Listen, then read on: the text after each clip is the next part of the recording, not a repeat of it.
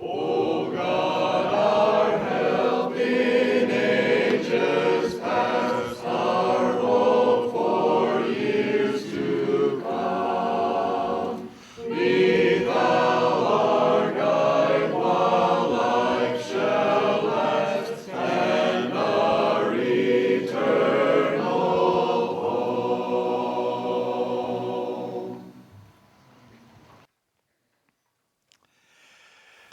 Now in this session, session 11, we have a bit more flexibility as to what we might discuss and possibly even answer some questions. Plus, you may have noticed that I passed over any discussion of the Amish schism, and so we could pick up on that one, and probably we'll do that actually at the beginning here, where we really want to talk then about Anabaptism in America. I felt like for this mature an audience class to have us focus a bit more than I usually do in a Bible Institute setting on our experience as Anabaptists in America and do some evaluating of that and even some possible projecting into the future as to where we're headed and what may be the direction of our denomination in America. So with that, let me pick up first then on a discussion of the Amish schism, just briefly. And should there be questions, if you would just raise your hand so that I have I know who's talking. I will just repeat the questions so that it can be heard by all. But just as skeletal information about the Amish schism, which is of interest to many in regard to, what did happen, when did it happen, because of the experience in America where over the last 50 to 100 years, quite a few Amish have become Mennonite.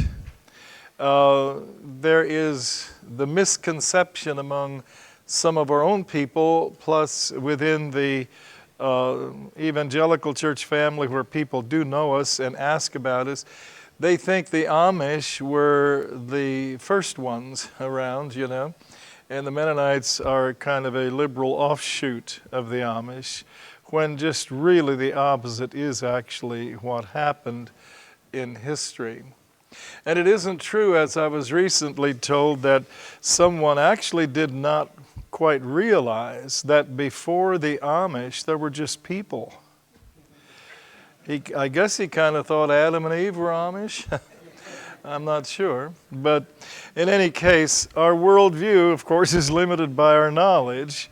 Reminds me of a story my mother used to tell of a man who lived in Geauga County, Ohio. That's up just east of Cleveland.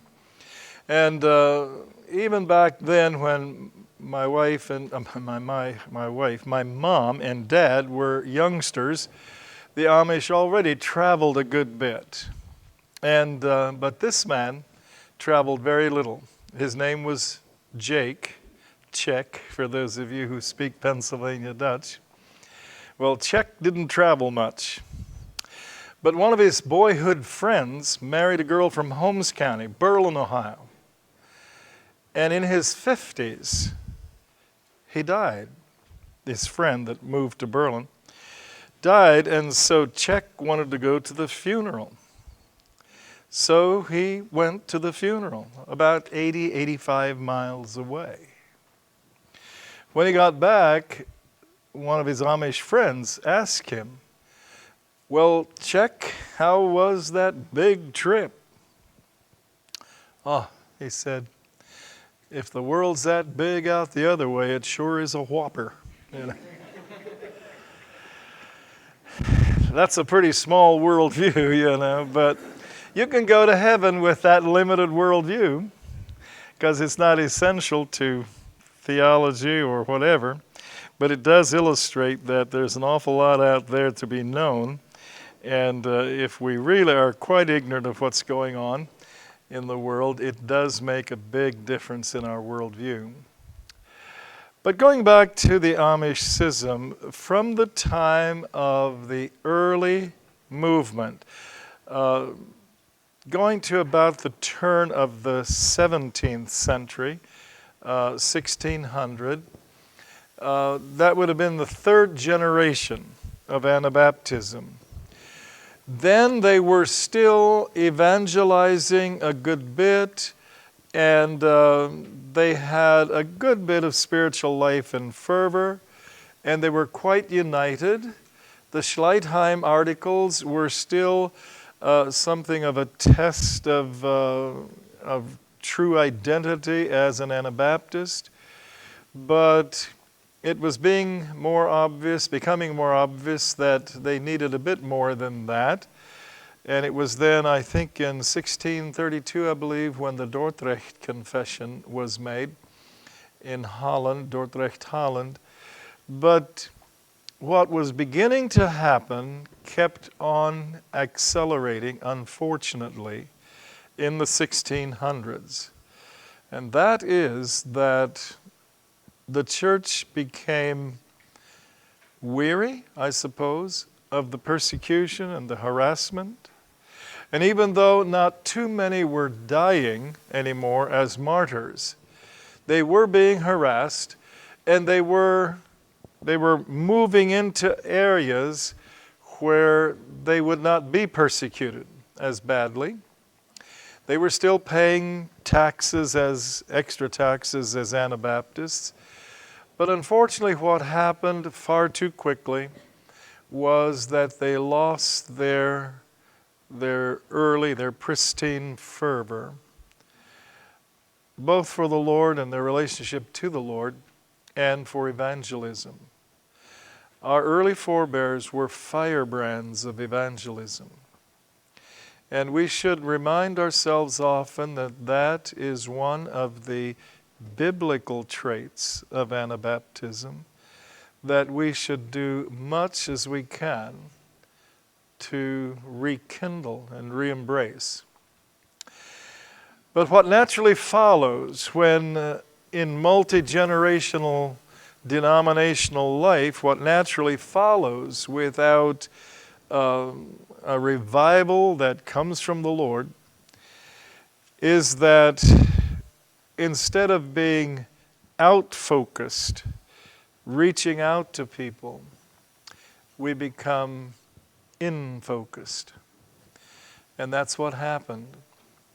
And even though at that point yet, there was little or no cultural distinction in the dress and so on of Anabaptists and other Protestants and the Catholics. Very little difference. And that's where I was saying the other day that when I first discovered that to be the case, I really had a hard time with it. I thought they should have been wearing plain coats and cape dresses. But those weren't issues at that point. Most of the people were poor enough, and they had enough of a cultural Christian consensus that they were not given to a lot of vanity. Paris wasn't, well, it was on the map, but it wasn't on the style map, and they were not the avant-garde, out there setting the pattern that happened after the French Revolution. But the thing that was true of them early on, and that is that they did discourage anything that was showy in dress and so on. Loud colors and just excess. They went for utility and modesty and so on, and simplicity, naturally from their very simple literal biblicism. But most of the culture was that way as well. And you could not, if we could go back in a time machine, you could not tell Mennonite women, and they were beginning to be called that. Well, they had been called that for some while. First they were called Mennonist in Holland, and then finally came to Mennoniten. except that later in Holland, they actually began to call them die Doopsgezinden. And if today you ask in Holland for a Mennonite town or a Mennonite church, they may look at you and wonder for sure who you're talking about. But all you have to do is say die Doopsgezinden. And the Holland Dutch has translated baptism to the Dutch word that means to dip, which is a pretty accurate translation of baptizo. And so doop, D-O-O-P, is the Dutch word for baptism. Gezinden is to be minded to baptize, you know. Baptism minded, literally, is the meaning of that.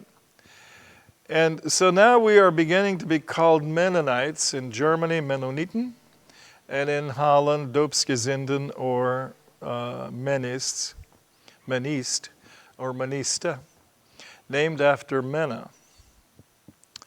I'm glad they didn't take his last name or we'd be the Simonites today. And we didn't name ourselves that way initially. Others named us that way, and then finally we simply accepted the term. I wish it were different. We actually referred to each other as the brethren. I think in this crowd I can get away with saying, I wish we'd have stuck with that. Because later, a movement similar to our own actually took that name and made it stick. But I shared that one time at a fundraising seminar with quite a few liberal Mennonites, and I got nailed afterward by one of the women. You like the name brethren? What about us sisters? I said, have you ever heard of generic terminology? And she threw that out and said, no, that simply represents paternalism. I said, count me guilty. I didn't tell her she had to forgive me. But the thing that happened was we became in-focused, did very little evangelizing. And by the late 1600s, we had our Mennonite communities in Europe, and they were really quite closed, even like we tend to be in America, although we're opening them up some. But we were in rather close Mennonite communities. And then we began to fuss over our practices. Again, at that point, not yet about dress. But a young bishop, we'll call him bishop because he was the head of the church, whether they actually had second ordinations by the 1690s, I'm not able to tell for sure. They may have, or they may not have. In either case, this young man by the name of Jacob Ammon, would have been a fairly young church leader, bishop, whatever, in the Mennonite church. And then there was an older minister in a neighboring church in the same general area, and his name was Riest, and his family name was Riest. His first name was Hans Riest. And they had a woman in the church where Hans Riest was responsible for leadership that had told an untruth. And Hans was apparently more of a soft-hearted pastor. Maybe he might have even had the gift of mercy, I don't know. It's pretty obvious that Jacob Ammon was a prophet through and through. And what happened was the way that Hans Riest dealt with the sin of lying appeared to be too easy. And then already, here's the interesting thing for our purposes as we relate to Amish today, is that then already they did have the question of whether after a person admits sin, confesses their sin, should they still be excommunicated for a period of time to test the genuineness of their confession and their repentance?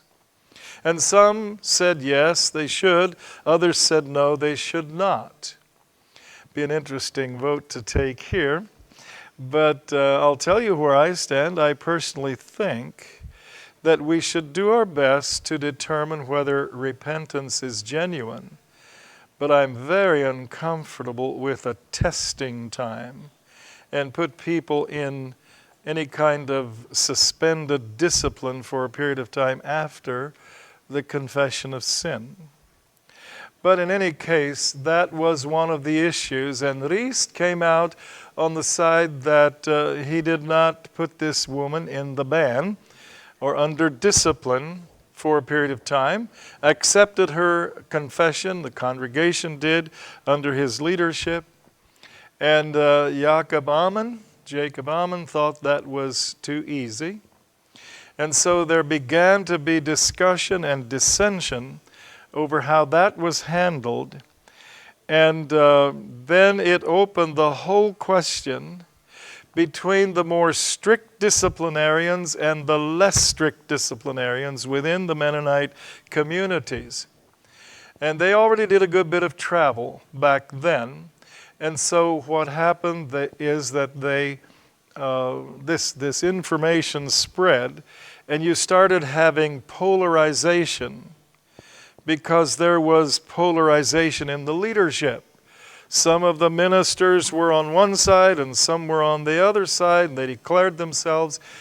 And in a local congregation, whenever you have polarization in the leadership, it works its way right into the church very quickly, and you polarize the church. And that's why we really must do everything we can to lead in a unified manner in a local congregational setting. But in any case, that led to, by 1694, it led to a number of meetings called primarily by Jacob Ammon for ministers to meet. At least the second meeting I know was in a barn, so they were doing that kind of thing. It was in the summer. So they met in a barn, but Hans Riest didn't show up. And in fact, very few of those who would have taken his position showed up.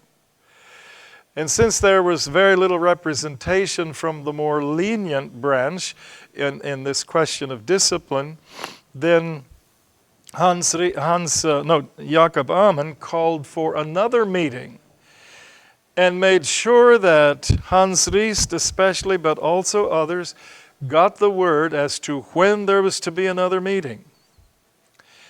But even in that meeting, Riest didn't show up, and very few of the more lenient persuasion did.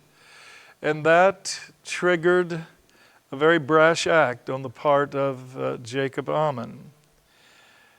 He took the liberty, as a young, let's call him bishop, he took the liberty, no congregation present, just ministers, he took the liberty to excommunicate Hans Riest. And they acted in good human faith, human nature. When Hans Riest found out about it, he excommunicated Jacob Ammon.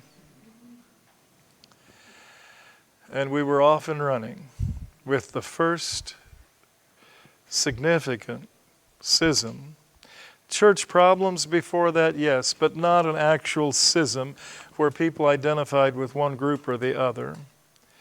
And by the time this whole the dust settled, it was actually from 1694 to about 1711 before the dust had settled on that whole process. But it was only about 5 or 6 years before a lot of it was worked out to where people kind of knew where the ministers of a given church were. And it did wind up that the stricter group was by far the minority. The demographics are not sure on that. They're not real clear. But it would appear to have been something like a 30 to 70% schism among the European Mennonites. Well, the ones that were in Europe and the Alsace and up into northeastern Holland, about as far as it spread.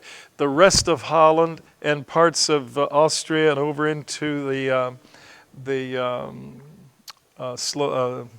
Moravian area, those people were not involved. So if you would take those into consideration, the numbers would have been substantially smaller as to percentage that went with the Amish schism. But it was among those who then made the major immigrations to America from Switzerland, Germany, and Holland, northwestern Holland. Northeastern, I keep saying that wrong. It was the northeast side close to the German border in the Friesland area. In that area and down into Germany and Switzerland, where most of our American Mennonite forebears came from. In that area, the division was about 70-30 or thereabouts, it's estimated. 30% were Amish and 70% Mennonite. And the Amish then, because of their stricter view, viewed the other group as being unfaithful and untrue to their roots. And so when there were emigrations, if the Amish found out that there were Mennonites going to be on the same boat coming to America, they wouldn't go. And the Mennonites, again in good human fashion, reciprocated. They wouldn't travel with the Amish. So for a good long while in the 1700s, you had that kind of terrible testimony to the maritime division, at least, of commerce, where Amish and Mennonites split over the question of how strict should church discipline be. And the core issue was really, it wasn't the only issue, but the core issue was, after a person makes confession, should they still be put in the ban for a period of time? And unfortunately, that led to just a lot of negative things happening in our circles. And couple that with the fact that we weren't doing evangelism, just really made for a bad situation in Europe and early on in America. To their credit, some of the Amish and Mennonites who settled in eastern Pennsylvania, they began in those early years of coming to this country when it was still quite wild there and quite a few Indians around. And then there were also in that area a lot of Protestants, not a lot of Catholics, but Lutherans and Reformed came into that area as well. They would almost be forced to be a little more civil and brotherly to each other, and they were. They somewhat overcame that emotional distance between the Amish and Mennonites in eastern Pennsylvania, to the point where there was intermarriage between them a good bit, and wasn't seen as too bad a thing. It is also true that there was some intermarriage with Lutherans in that eastern Pennsylvania area. But back to that Amish schism, what then happened was in America, in Europe it kind of died down, and a goodly percentage of the Amish emigrated to America, but those who stayed after a while were absorbed back into the Mennonite churches in Europe.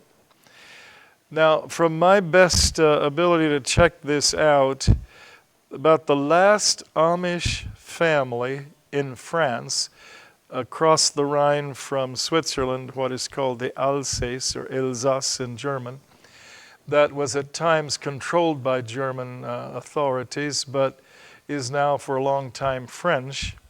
In that area, there was an Amish family, I'm told, as late as just before World War II.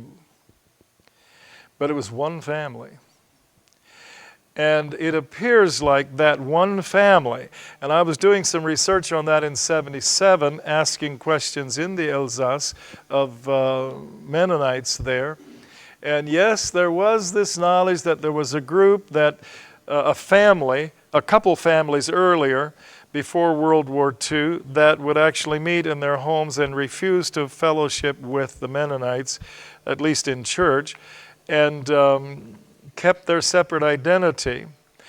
By the time World War II ended, and all the people from the Alsace or the Alsace region during World War II were taken out, whether they were Mennonite or otherwise, that whole area was emptied out during the war, and they were moved into the southern part of France, and many of them never did return.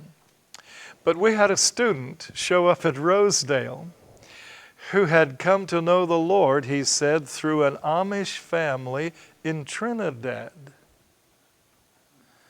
And I said, how did you run into an Amish family in Trinidad? He said they moved there right after World War II. And they told him they were the last Amish in Europe. It had to have been the same people they spoke of in the Alsace of being the Amish before World War II. And they apparently had some things together because he was a neighbor boy and would play with their boys. And he wound up going to church with them. And one Sunday morning he got saved. Which is not, from my viewpoint, not an Amish thing. But he got saved in that Amish family's Sunday morning church and wound up at Rosedale. It's a rather interesting thing, but I'm not sure of, when or how fast they were all absorbed. But then in America, what happened for years was that the Amish had the bigger families, and up until after the Civil War, the difference between the Amish and the Mennonites was negligible, very little difference. However, in the French Revolution, you had right after the French Revolution, you had the style spread throughout Europe very rapidly where men were shaving their beards. Before that, almost everyone, who thought he was really a man had to have a beard.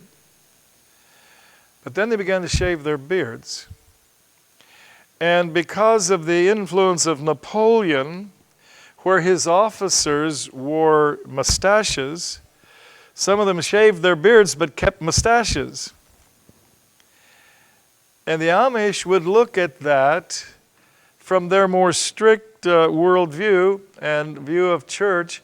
They would look at that and say, wait a minute, that's an influence from the military, the mustache and shaving the beard. And so they left their beards. And they specifically shaved their mustaches so they wouldn't appear military. So that's why most of the Amish to this day don't have mustaches. Thank Napoleon. But the Mennonites, in many cases, made no issue of it. I think they correctly said it's not a biblical issue. So if you want to shave your beard, have at it. If you want to raise one, have at it. And so most Mennonite men did shave their beards between the French Revolution, which ended in 1795. So in America, it would have been from 1800, say, to the Civil War. In that period of time, Mennonites and Amish in America became known as the bearded men, that was the Amish, and the beardless men, the Mennonites. Quite a handle. But a worse thing happened when buttons became dominant instead of hooks and eyes. In the 1700s, nearly everyone had hooks and eyes to close coats and jackets and so on. But buttons became came into use there in the late 1700s and early 1800s. But what happened soon after that, or especially after the Civil War, is that buttons became showy also. And so Mennonites went along with the switch. They couldn't read anywhere in the Bible that you couldn't have buttons. And so they had buttons. But the Amish decided it's a new fad. No buttons. Keep on wearing hooks and eyes. So then the Amish became known often as die Heftler, and it does not translate well in today's world, the hookers. And the Knepfer. The Knepfer would be the buttoners. So you had the Heftler and the Knepfer. Then after the Civil War becomes another story, and that's kind of leading into what I have here. I passed over the immigrations. We'll do that yet before we get to the end here, talking about the immigrations and so on. But what happened then in America after the Civil War was that you had a fairly rapid increase in people. How would you say, people becoming wealthier and more independent. It kept building up from the Civil War to the 1890s. And have you ever heard the expression, the gay 90s? That had nothing to do with homosexuality. That simply meant the happy 90s. And that was a time when you had just the beginning of what you call the Industrial Revolution.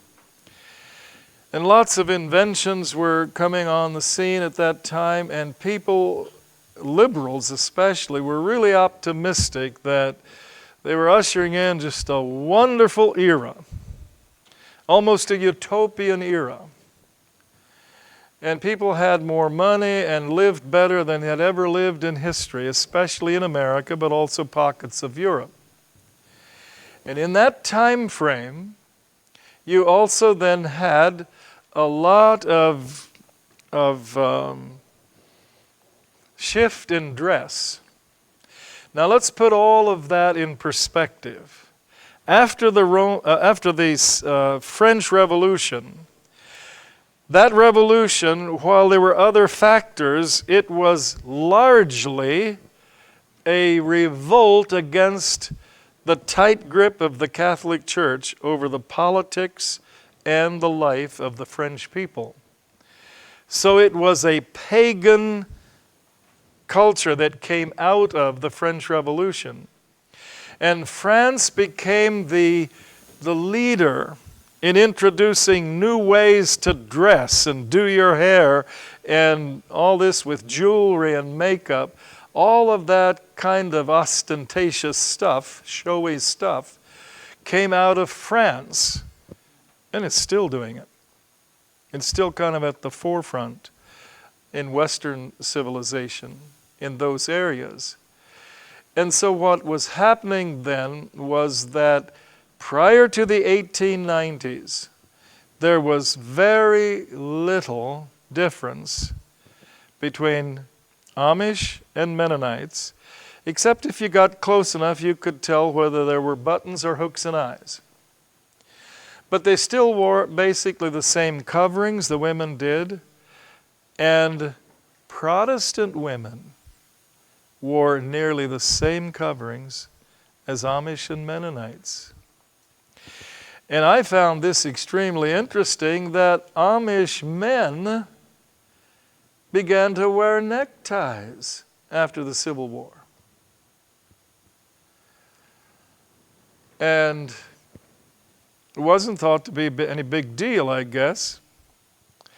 But then in the 90s, neckwear just went kind of through the roof in showiness.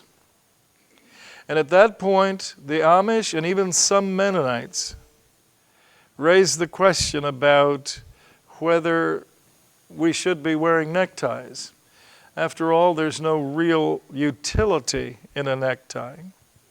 It's basically just for looks, for show. And so they raised questions about that. And interestingly enough, we don't know exactly how the connections were made or who made them, but the Salvation Army had picked up on Napoleon's officers' coats, which were plain collars, not lapel. They were plain collars with showy buttons, and they had a special cut in the back. It was cut like this. It was seamed together in pieces like this, which is exactly the cut of the Amish Mutza, which from about 1895 to 1910, in that time frame, many of the Amish in America required the plain collared Mutza for their membership, because it was an answer to neckwear. You don't wear a tie with a plain collar. And frankly, I like that. But what happened was then that some of the Eastern Mennonites and pretty well all of the Amish picked up on that. A few of the Amish kept on wearing bow ties, but they had to be small and homemade. And my father, the only picture I have of Mom and Dad before they married, he's wearing a long tie. I told him kiddingly one time, not too long before he died, I said, "Dad, you grew up Amish and been Amish all your life, and you've worn a tie. And I'm Mennonite, been Mennonite most of my life, and I've never worn a tie." I said, "Don't you think I ought to have just a slightly bigger mansion than you?" And he enjoyed that. And it was not a big deal with him. But that was common at that time, that they would do that. Now, once they joined church, they weren't supposed to wear ties anymore. But even then, they wore lapel coats in some circles. Our community was a bit more liberal than some. And so some of them they were homemade, but it was like a plain suit, but they ironed it back a bit and they had a lapel coat. But then later in the 20s, before World War II, they pretty well went to the straight-collared Mutza coat. But I find it interesting, and it's an innocent thing, but it is of interest to me, that the Amish, picking up from the Salvation Army, picking up from the Salvation Army, which had gone to the Mutza coat, but they didn't have hooks and eyes on it. They had showy buttons too. But that was their answer to having the showy neckwear and that kind of thing. And so Mennonites picked up on that and also went to that same color and cut and idea as did most of the Amish. And you had that kind of beginning dress changes, nonconformity in dress, and uniformity in dress. But that's really pretty recent in our history. And when I was starting to farm back in 1957, after coming out of 1W service, alternative service in the Korean War, when I was beginning to farm, I wanted to start farming and I had to borrow some money to do so. So I talked to our old 85-year-old banker, who was a devout Methodist. And he told me, well, I asked him at one point because he just kept talking about church things. And I said, well, Cephas, or Mr. Atkinson, I said, are you going to loan me the money or aren't you? Oh, yeah, he said, I'll loan you the money. $4,500 to start farming, and I bought a new tractor. But anyway, he said, I've got a question for you. Why did you leave the Amish? And I gave my testimony. He said, I like that. Makes sense. But he said, I'm concerned that it doesn't happen to you what happened to us, Methodists. He said, my mother and your grandmother would have been peers, colleagues. And, I've thought about that since. Probably would have been a case where his mother and my grandmother would have been 30, 40 years apart in age. And possibly, well, I'm not sure about all of that. But anyway, what he said was this. You could have walked the streets of Plain City, and from across the street you would not have known which one was Amish and which one was Methodist. My grandmother wore a cap just like your mom and a bonnet just like your mom. If you'd have gotten closer, you would have seen a plain wedding band. Maybe on a few of her dresses, a little bit of lace. And you'd have seen buttons instead of pins. Otherwise, you couldn't have told a difference. And I'll never forget, you could look out the front window of the Plain City Bank there at Farmers National, look up the street, and see the steeple of the Methodist Church. And he just pointed up the street. He said, look at us now. Reminds me of what a Methodist churchman, I think Littell was his name, said back in the 70s at Goshen College at one of their graduations. They didn't really like it very well, but they didn't know what he was going to say ahead of time. But he was a historian, and Goshen was going liberal fast. And he made this comment. He said, we Methodists could probably honestly lay claim to having been the most disciplined evangelical group in post-Reformation history. But he said, we have lost it so thoroughly that our denomination no longer and our pastors no longer have any control over the beliefs and practices of our people. And he lamented that. And he let that soak in a bit, and then he said, and I'm getting the distinct impression that you Mennonites are trying hard to catch up with us. And I was told you could have heard a pin drop in the chapel. They didn't really like to hear that. Which raises that whole big question. We're talking about 18th century, early 19th century. That should be 19th century. That's a typo in your, on my part, a mistake there that I didn't catch. That should be 19th century, 1800s. So make that correction in your outlines. It's 19th century nonconformity.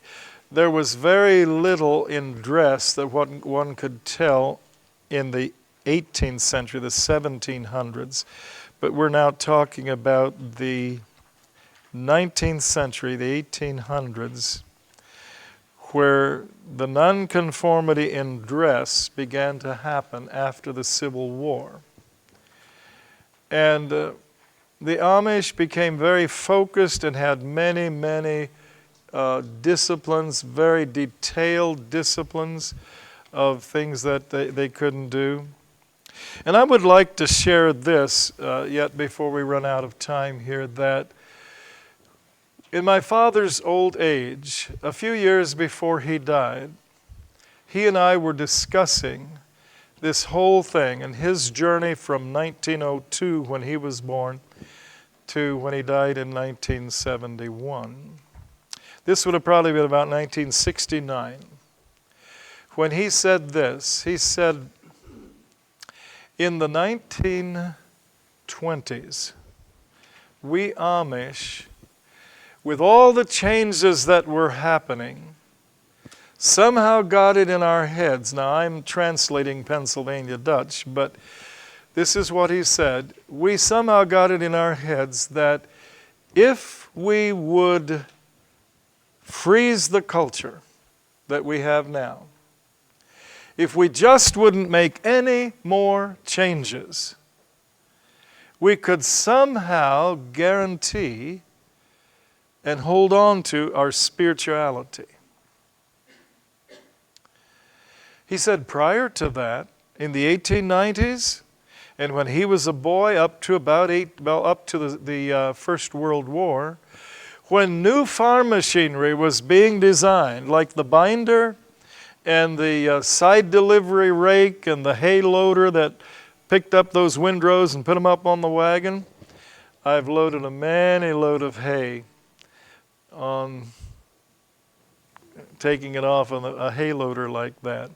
Baling is a lot easier. And they even have the ones that throw them back on the wagon, you know. But when I'd start things like that, my children would always say, pity party, you know, that kind of thing. I'm glad I had to work hard. It made me healthy and so on, and I still appreciate work. But Dad said they were the first. The Amish were the first to get that machinery. Then all of a sudden, in the 20s, he said, we decided to stop the world and get off and stop making any changes. And I forget how he said it in the Pennsylvania Dutch, but what he was saying was, we just froze our lifestyle and decided if we wouldn't make any more changes, we could be spiritual. In the 50s, one generation later, there were quite a few people in our community, among the Amish, who clearly were not Christian, but they had that lifestyle, and they were opposed to prayer meetings, opposed to teaching Bible courses in the new school they had opened, where I attended in my 9th and 10th years at Plainview Christian. And the conservative wing of the Amish church in our area was opposed to Bible studies. And guess what they said? Our young people will get to know more than the bishop.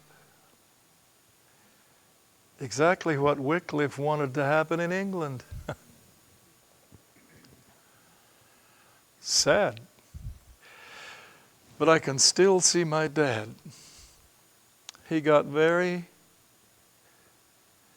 very serious, almost sad in countenance, when he said we froze our culture and thought that way we can be spiritual, retain our spirituality.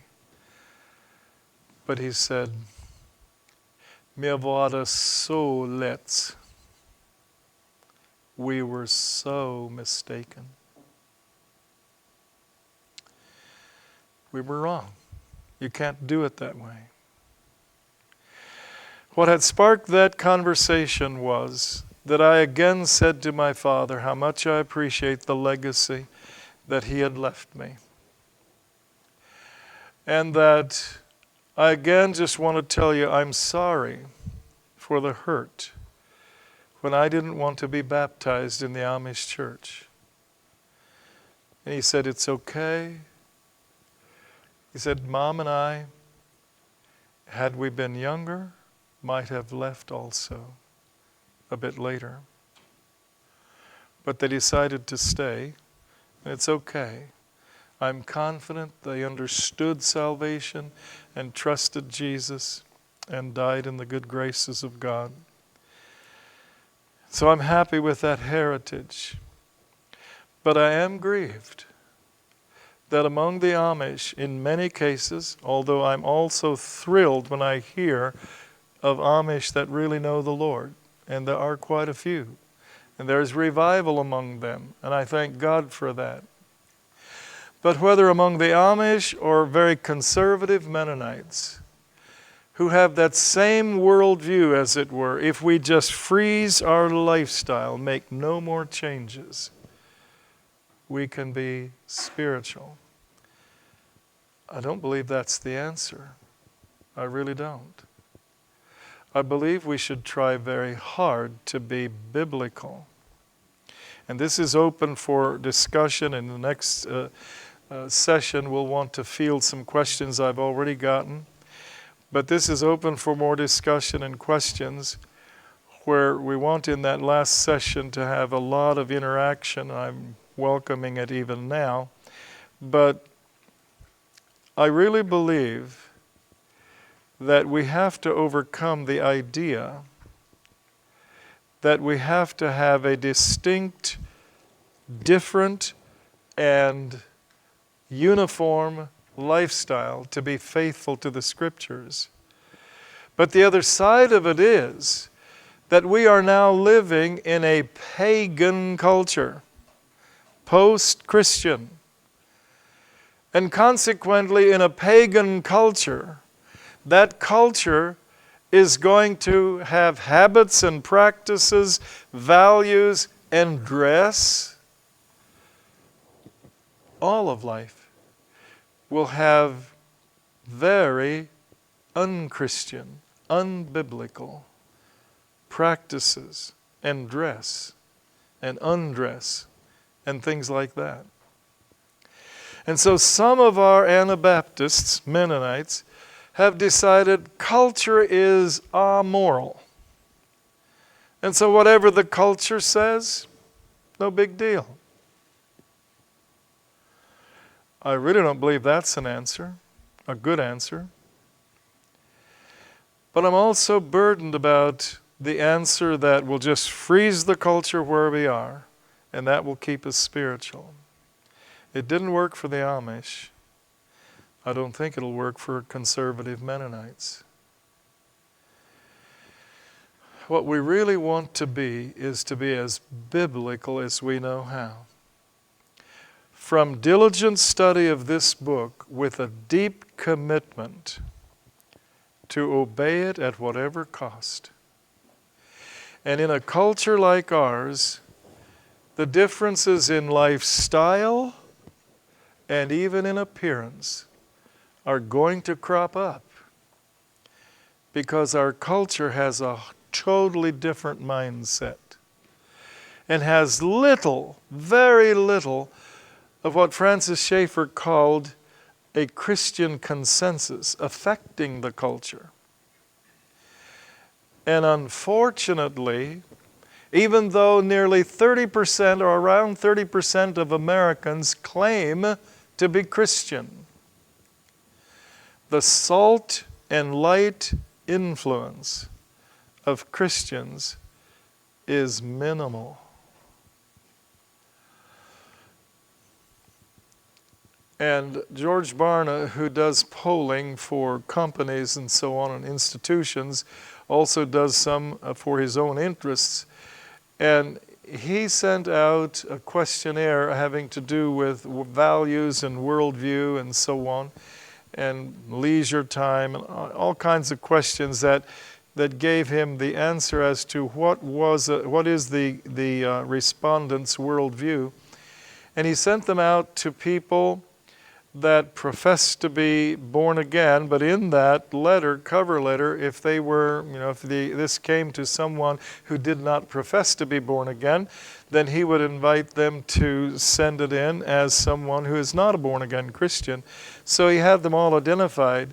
And when he did the research in compiling all of that, of those answers, he came up with this conclusion: that the lifestyle, values, worldview of born-again Christians is the difference between their worldview, their values, and so on, and their pagan neighbors.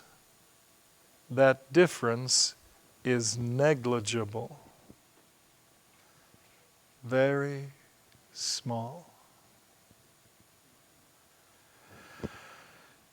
That obviously has to grieve God. We're supposed to be salt and light. But where is the salt? Where is the light? When we live like, have the same values as, and the same worldview as our pagan neighbors. So we are in a much more difficult time to live than our forebears were. I've said to young people many times, if you think your parents are old-fashioned and square, and not too many years ago I was told square is out now, it doesn't communicate. So I asked, well, what is the term for parents who aren't with it? And someone suggested uncool. Well, I don't know what it should be, but I said, if you think that's the case, I'd like to appeal to you to be a bit merciful. Because in very short order, the tables are going to be turned. And you will have teenagers. And you will be the parents. And then it'll feel altogether different. Plus, I said, in much of Christian history, from Pentecost to 1800, while in that 1800 years there was a good bit of change, but in all of those centuries, nearly 2 millennia, parents could live the lifetime to old age and raise a family and see the third generation. And parents and children and grandchildren had the same culture. Or the changes were so small that parents and grandparents were not uncool. Be a nice world to live in today, wouldn't it? But now it changes so fast you can't keep track of it. It's a complex world. But we have an objective written word, and we have the Spirit of Christ and the mind of Christ. Let's be diligent to find His will for us personally and corporately, and walk faithfully in a very difficult time. God bless you good. We'll close with that, and next session have lots of questions and things. Blessings.